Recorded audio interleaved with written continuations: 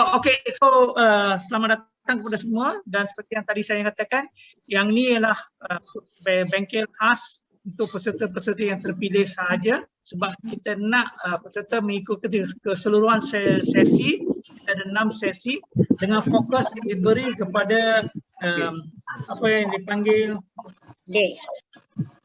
bengkel mengenai pengurusan media sosial dengan khusus kepada Facebook.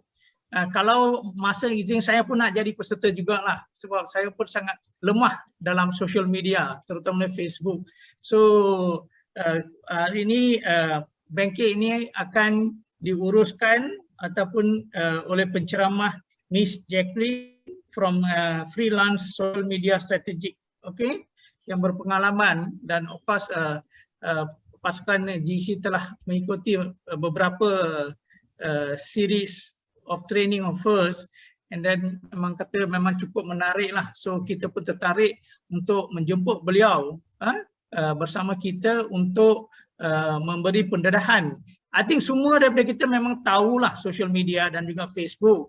Cuma di sini kita nak sesuatu yang lebih sistematik, lebih strategik, supaya produk kita itu Friends of Rivers ataupun sahabat sungai kawasan masing-masing lebih dikenali. Ini sangat penting sebab kita ni perlu mengetahui teknik-teknik bagaimana kita nak mau promosikan diri kita lah.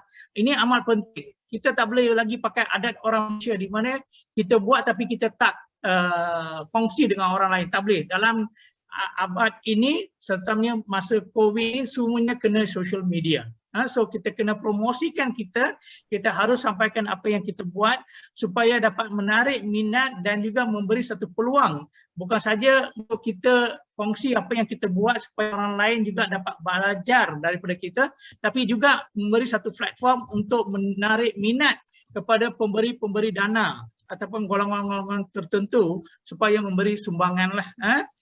So ini amat penting. Saya secara peribadi dan juga mewakili Friends of Klang River Basin dan juga GC terseluruhnya JPS, UNDP dan JEF mengucapkan ribuan terima kasih kepada kesemua tuan-tuan dan puan peserta bengkel mengenali pengurusan media sosial, dan kita harap kerjasama ini akan diteruskan untuk ke-6. Kita harap tuan-tuan dan puan akan mengikuti sepenuhnya, habiskan ke semua sesi ke-6 dan boleh menerima sijil. Tapi yang paling penting ialah boleh memperkasakan diri masing-masing supaya boleh bersama dengan Friends of Klang River Basin untuk mempromosikan diri kita, mempromosikan apa yang kita buat supaya dia memberi kebaikan kepada semua masyarakat komuniti di seluruh Malaysia. Sebab ketika ini Friends of Klang River Basin semakin dapat sambutan daripada agensi-agensi kerajaan. Banyak yang mengikuti Facebook kita, dah tag kita punya Facebook. So ini apa saja dilaporkan di sini diikuti oleh agensi-agensi kerajaan. So jangan ingat apa yang tuan-tuan buat tu hanya untuk komuniti di situ ataupun yang sekitar saja. Tapi sekarang kita bukan saja satu Malaysia, satu dunia boleh tahu. So dengan ini saya bagi pihak GEC dan juga semua pihak-pihak lain mengucapkan ribuan terima kasih kepada tuan-tuan dan puan yang sudi hadir untuk bengkel ini, dan juga kepada Miss Jacqueline kerana to volunteer, okay, to be with us as a trainer untuk 6 sesi ini. Dengan ini saya harap tuan-tuan dapat mengoptimumkan peluang yang diberikan di sini untuk bukan saja memperkasakan tapi meningkatkan promosi dan perkongsian tuan-tuan dan puan melalui media sosial tersebut, terutama Facebook di masa akan datang. Dengan ini saya ucapkan selamat berwebinar, thank you, dan selamat mengikuti ceramah Miss Jacqueline. Okay, Freelancer Social Media Strategy. Okay, thank you. Zulaika, over to you. Okay, terima kasih Dr. Khairi. Alright, tanpa membuang masa lagi, saya menjemput Cik Jacqueline untuk memulakan sesi ini. Dipersilakan. Thank you, Zulaika, and thank you to GEC team for inviting me, Sekejap ya. Okay, Thank you Dr. Kali, and also thank you to friends of Klang River Basin. Nama saya Jacqueline. So hari ini saya akan jadi penganjur untuk sesi pengurusan media sosial. Jadi terlebih dahulu saya ingin meminta maaf jika bahasa saya mungkin akan bunyinya kasar sikit, sebab saya tak biasa berpidato. Saya punya first language adalah bahasa Inggeris. Jadi jika terdapat apa-apa yang mungkin tidak ada kurang pemahaman, sila letak apa-apa persoalan dalam chat box ya. Dan pada akhir sesi hari ini saya pun akan baca chat box atau buka sesi untuk Q&A lah untuk apa-apa persoalan yang ada. Okey. Jadi dan saya sangat gembira berkenalan dengan semua orang. Saya pun dengar tadi semua introduce diri dia. Jadi saya pun nak introduce diri saya. Jadi nama saya Jacqueline Benita Paul. Kalau nak cepat ingat siapa yang keep up dengan Malaysian Idol sebelum ni, yang mana kau ingat punya Jacqueline ni? kita kan? Saya macam Jacqueline cuma tak boleh nyanyi. Itu perbezaannya. Kalau tak kenal tu mungkin saya terlalu tua lah. Maksudnya. So kalau dan saya sebenarnya adalah pengalaman saya untuk pengurusan social media adalah dari pengurusan social media untuk brand seperti Fonterra. Jadi Fonterra ni dia brand besar, ibu pejabat untuk Enmam, Enlin, jika kenal lah Fernleaf, so mereka adalah ibu pejabat untuk brand-brand tersebut. Jadi saya admin social media dia dulu, dan juga saya pun pernah bekerjasama dengan Petronas, saya pernah bekerjasama dengan MChem dan pelbagai syarikat kecil juga, di mana dia lebih fokus kepada F&B lah. Dan dari segi NGO, MChem lah, sebab itu adalah American Chamber of Commerce. Dan saya juga pernah bekerjasama dengan Prudential, di mana saya pun membuat beberapa kempen, including beberapa kempen digital lah. Jadi saya mempunyai sedikit pengalaman untuk sesi hari ini. Saya boleh share apa praktis yang terbaik bila menggunakan social media dan macam mana nak mula. Okay, jadi tanpa membuang masa, saya akan share screen saya untuk slides yang untuk sesi hari ini. Okay, jika ada apa-apa soalan, sila letak dalam chat box ya. Okay.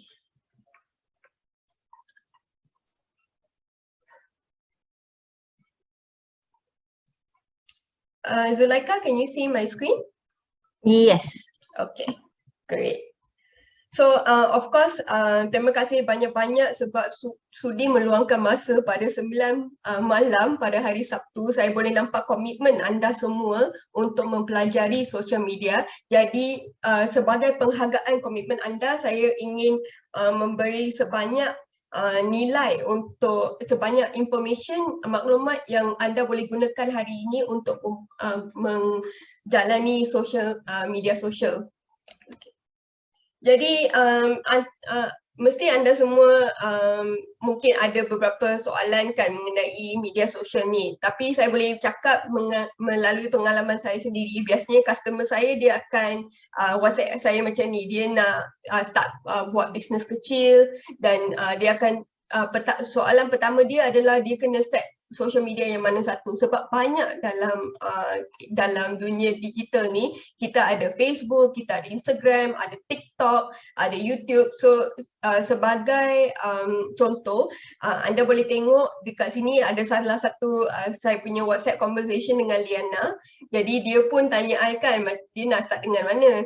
Jadi dalam workshop hari ini saya akan explain mana satu anda semua boleh start dan macam mana nak start. Okay.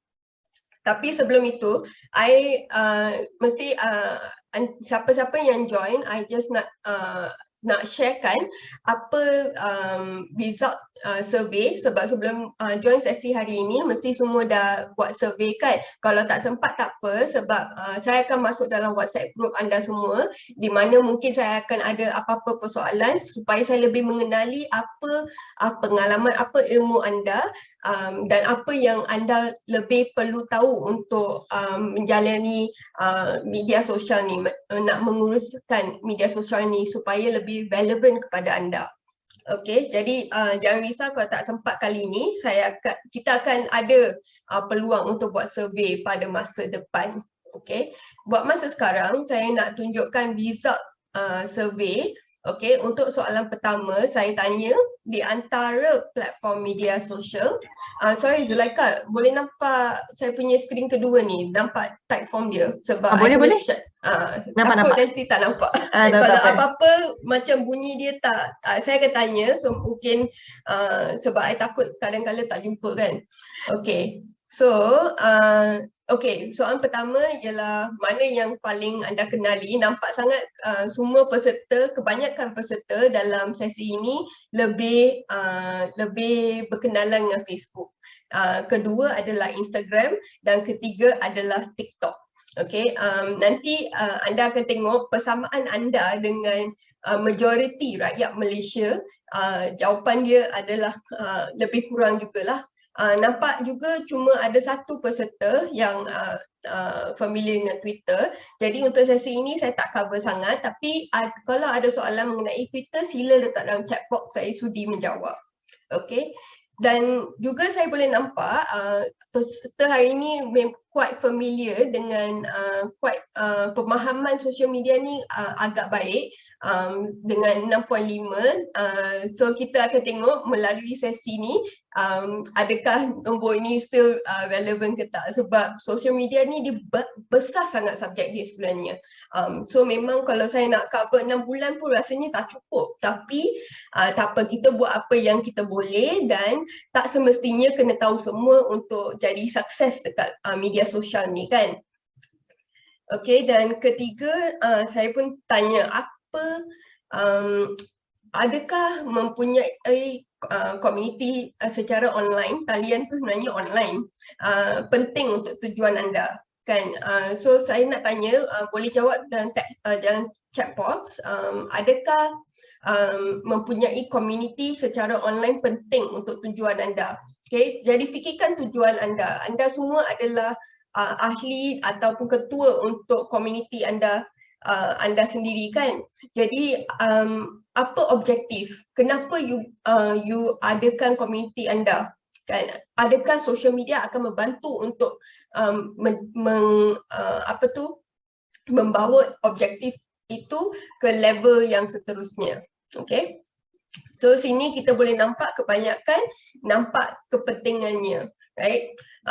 Dan juga saya pun dapat tahu melalui survey ini kebanyakan anda semua menggunakan WhatsApp instead of Facebook group. Tapi kalau siapa-siapa dekat sini dah ada Facebook group atau Facebook page, sila masukkan link dalam chat. Nanti saya akan buat audit. Saya akan check apa yang boleh improve, apa yang bagus dengan strategi anda sekarang, supaya semua peserta lain pun boleh belajar daripada pengalaman anda. Kan? So that is actually a free auditing session. Biasanya kalau hire social media freelancer macam saya, starting price untuk buat auditing ni dah dekat dalam 1,500 lah. Nanti nak buat sesi seterusnya untuk 6 bulan ni, I rasa dalam biasanya lah minimum market price dalam 3,000 sebulan. Jadi agak bernilai lah untuk ada macam sesi-sesi macam ni, sebab apa yang saya akan share bukan semestinya boleh Google. Ini memang daripada pengalaman, dan biasanya kalau ada kerjasama dengan freelancer, dia punya cara consultation akan jadi macam ni. Okay. So okay. Ini sangat penting soalan dia, sebab saya nak tahu apa pandangan anda semua peserta atas apa yang membuat halaman media sosial yang berjaya. So nampaknya kebanyakan peserta jawab komen aktif dan penyertaan aktif daripada pengguna. So apa perbezaan komen aktif dengan penyertaan aktif? Jika anda dah memang berkenalan dengan features Facebook, komen dan penyertaan adalah dua benda berbeza, ataupun boleh kata lebih kurang. Komen adalah untuk letak satu komen dekat satu post kan. So saya boleh tunjuk. Okay, for example.